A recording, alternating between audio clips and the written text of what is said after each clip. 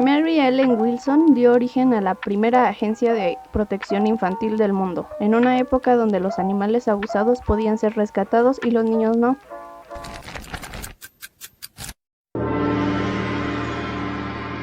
Mary Ellen Wilson nació en marzo de 1864 en Nueva York. Era hija de Thomas Wilson, un inmigrante irlandés que trabajaba en un hotel, y de Frances Connor, una inmigrante inglesa que trabajaba en la lavandería del mismo hotel. Se casaron en 1862 y habitaron en los suburbios neoyorquinos. Al poco tiempo, su padre es reclutado a la guerra civil, y en 1864 Mary Ellen nace, pero su padre muere en la segunda batalla de Cold Harbor.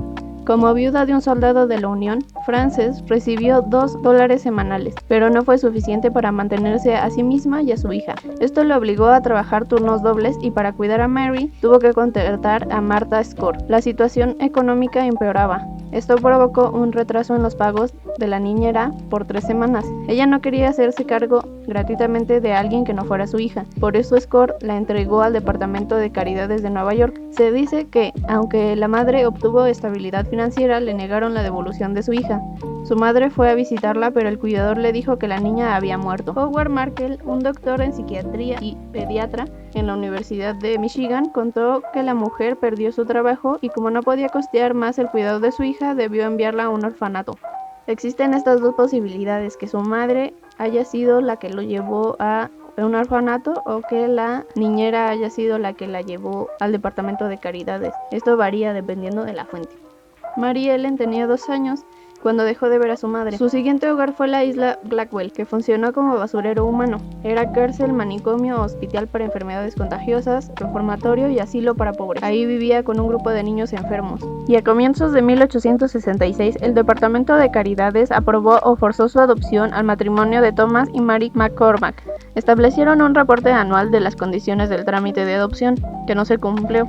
Y durante los 8 años que vivió con ellos solo hubo 2 informes que probablemente estaban adulterados. El expediente tampoco se completó debidamente. El proceso fue irregular e ilícito. Thomas, el padre, firmó un acuerdo de contrato donde Mary se convertía en una sirvienta no remunerada hasta los 18 años.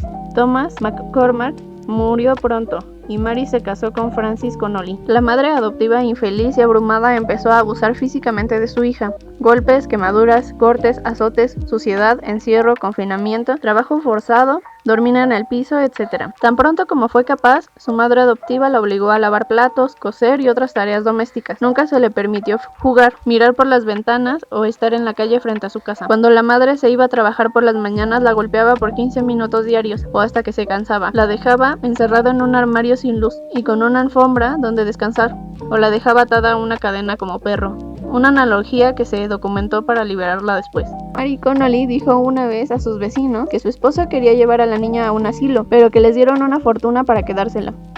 El domingo de Pascua, los Connolly la dejaron sola y encerrada en una habitación hasta después del anochecer. Varios vecinos escucharon llantos y sonidos que solo podían ser abuso a un niño.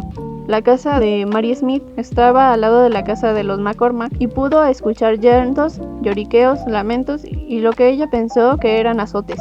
Margaret, propietaria de la vivienda donde rentaban, presenció el abuso.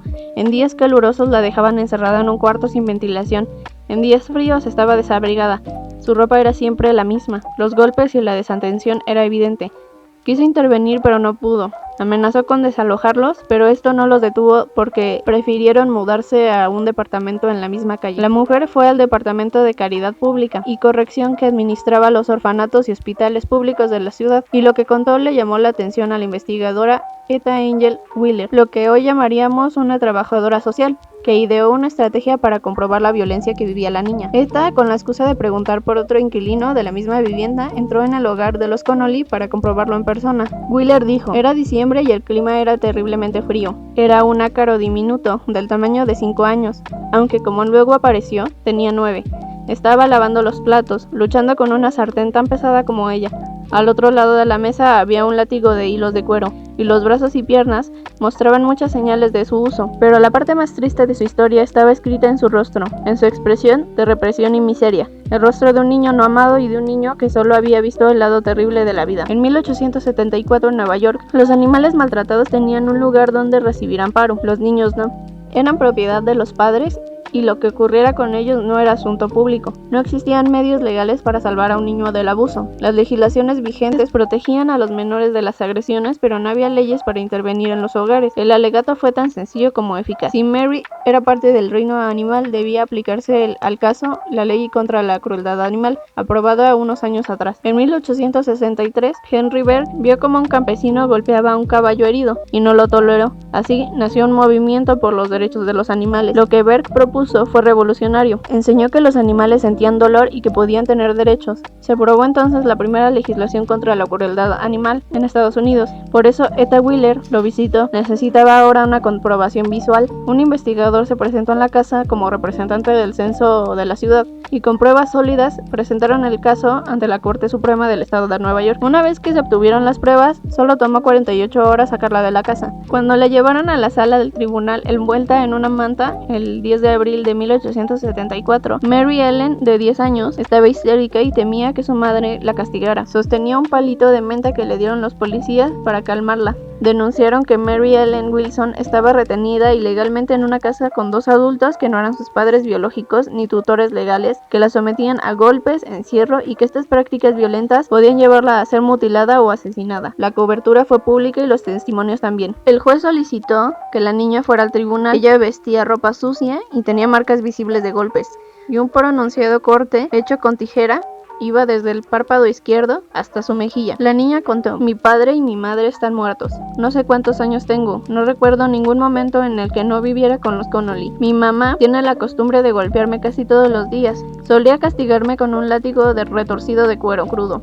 El látigo siempre dejaba una marca negra y azul en mi cuerpo. Ahora tengo las marcas negras y azules en mi cabeza que fueron hechas por mamá, y también un corte en el lado izquierdo de mi frente que fue hecho por un par de tijeras. Me golpeó con las tijeras y me cortó. Nunca me atreví a hablar con nadie porque si lo hacía me pegaban. He visto medias y otras prendas en nuestra habitación, pero no puedo ponérmelas. Siempre que mamá salía me encerraban en el dormitorio. No sé por qué lo hacían. Mamá nunca me dijo nada cuando me golpeaba. No quiero volver a vivir con mamá porque me pega mucho.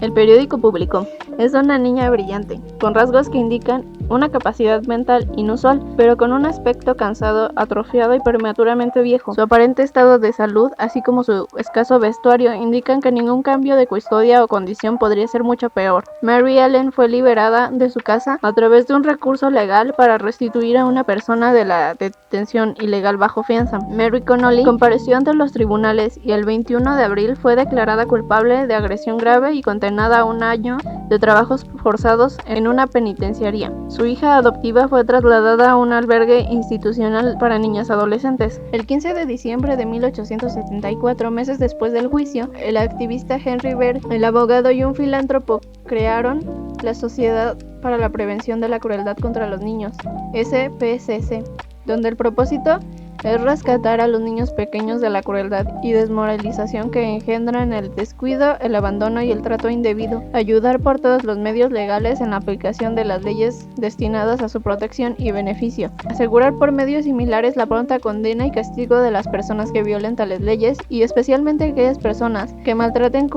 cruelmente y descuiden vergonzosamente a los niños pequeños de quienes reclaman el cuidado, la custodia o el control. Sus primeras iniciativas legislativas en Nueva York fue que se limitaran los trabajos que podían realizar los menores, fomentando su atención médica o prohibiendo que les vendieran armas. Se considera la primera agencia de protección infantil en el mundo. Etta Wheeler solicitó la custodia permanente. El juez aceptó y Mary Ellen fue enviada a la casa de Sally Angel, la madre de Etta. Cuando Sally murió, quedó bajo el amparo de la hermana menor de Etta. Mary Ellen vivió mejor desde ese momento. Había vivido antes en un entorno tan anormal que tuvo que aclimatarse a nuevas condiciones de vida. Tuvo que aprender a caminar sobre el césped porque nunca había caminado sobre superficies irregulares como rocas, césped o pavimento. Nunca había visto la hierba, flores o los árboles. No sabía jugar, nunca tuvo un juguete. Al vivir con Etta y su familia tuvo que aprender los modales y el bien y el mal de la vida civilizada. También aprendió sobre Dios a través de la institución religiosa. Mary Ellen vivió una vida relativamente normal y sin incidentes después, y rara vez habló de sus primeros años, donde vivió abuso. Asistió a una conferencia de American Humane Association en 1913. Y vio cómo Etta hablaba sobre la protección infantil y su caso. Muchos admiraban a Mary Ellen y la tenían en alta estima. Se casó en 1888 a los 24 con Lewis Schutt, un hombre que había tenido 3 hijos. Juntos concibieron otros 2. Le pusieron Etta a su primera hija, en honor a la mujer que la rescató. Su segundo hijo fue Florence y el tercero fue adoptado, se llamaba Eunice. Murió a los 92 años. Sus hijos y nietos la describieron amable, cariñosa y no adepta a las formas de crianza disciplinada que había aprendido. Desde el siglo XIX hasta nuestros tiempos, se ha progresado en el ámbito de protección a los menores. Instrumentos internacionales como la Convención sobre los Derechos del Niño y todas las legislaciones nacionales hacen de los menores un bien jurídico de especial protección por su vulnerabilidad. Sin embargo, en muchos países se sigue esperando una ley como esa de 1866.